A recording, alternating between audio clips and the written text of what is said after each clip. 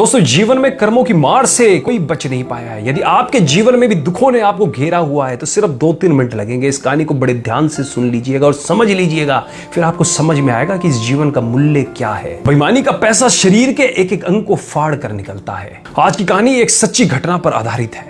रमेश चंद्र, जो पंजाब के खन्ना नामक शहर में एक मेडिकल स्टोर चलाते थे, उन्होंने अपने जीवन का एक पृष्ठ खोलकर सुनाया जो दर्शकों की आंखें भी खोल सकता है और शायद उस पाप से जिसमें वह भागीदार बना उससे भी बचा जा सकता है। रमेश चंद्र का मेडिकल स्टोर, जो कि अपने स्थान के कारण काफी पुराना और अच्छी स्थिति में था, लेकिन जैसे ही कहा जाता है कि धन एक व्यक्ति के दिमाग को भ्रष्ट कर देता है, और यही बात रमेश चंद्र जी के साथ भी घटित हुई।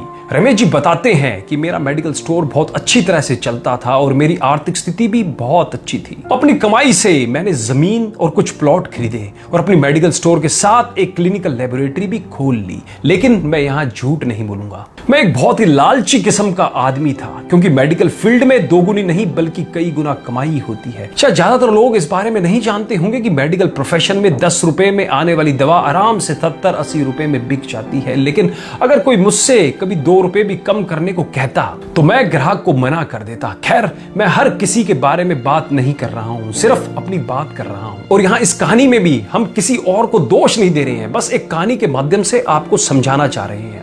वर्ष 2008 में गर्मी के दिनों में एक बूढ़ा व्यक्ति मेरे स्टोर में आया। उसने मुझे डॉक्टर की पर्ची दी, मैंने दवा पढ़ी और उसे निकाल लिया। उस दवा का बिल 560 रुपए बन गया। बूढ़े ने उसने अपनी सारी जेब खाली कर दी, लेकिन उसके पास कुल 180 रुपए थे। मैं उस समय बहुत गुस्से में था, क्योंकि मुझे काफी समय लगाकर उस बूढ़े व्यक्ति की दवा निकालनी पड़ी थी और ऊपर से उसके पास पर्याप्त पैसे भी नहीं थे। बूढ़ा दवा लेने से मना भी नहीं कर पा रहा था, शायद उसे दवा की सख्त जरूरत थी। फिर उस बूढ़े व्यक्ति ने कहा, मेरी मदद करो, मेरे पास कम पैसे हैं और मेरी पत्नी बीमार है, हमारे बच्चे भी हमें पूछते नहीं है, मैं अपनी पत्नी को इस तरह वृद्धावस्था में मरते हुए नहीं देख सकता। लेकिन मैंने उस समय उस बूढ़े व्यक्ति की बात नहीं सुनी और उसे दवा वापस छोड़ने के लिए कहा। यहां पर मैं एक बात कहना चाहूंगा कि वास्तव में उस बूढ़े व्यक्ति की दवा की कुल राशि 120 रुपए ही बनती थी। अगर मैंने उससे 150 रुपए भी लिए होते तो भी मुझे 30 रुपए का मुनाफा ही होता। लेकिन मेरे लालच ने उस बूढ़े लाचार व्यक्ति को भी नहीं छोड़ा। फिर मेरी दुकान पर खड़े एक दूसरे ग्राहक ने अपनी जेब से पैसे निकाले और उस बूढ़े आदमी के लिए दवा खरीदी, लेकिन इसका भी मुझ पर कोई असर नहीं हुआ। मैंने पैसे लिए और बूढ़े को दवाई दे दी। समय बीतता गया और वर्ष 2009 आ गया। मेरे इकलौते बेटे का ब्रेन ट्यूमर हो गया। पहले तो हमें पता भी नहीं चला, लेकिन जब पता चला तो बेटा मृत्यु के कगार पर था। पैसा बहता रहा और लड़के की बीमारी खराब होती गई। प्लॉट बिक गए, जमीन बिक गई और आखिरकार मेडिकल स्टोर भी बिक गया। लेकिन मेरे बेटे की तबीयत बिल्कुल नहीं सुधरी। उसका ऑपरेशन भी हुआ और जब सब पैसा खत्म हो गया तो आखिरकार डॉक्टरों ने मुझे अपने बेटे को घर ले जाने और उसकी सेवा करने के लिए कहा। उसके पश्चात 2012 में मेरे बेटे का निधन हो गया।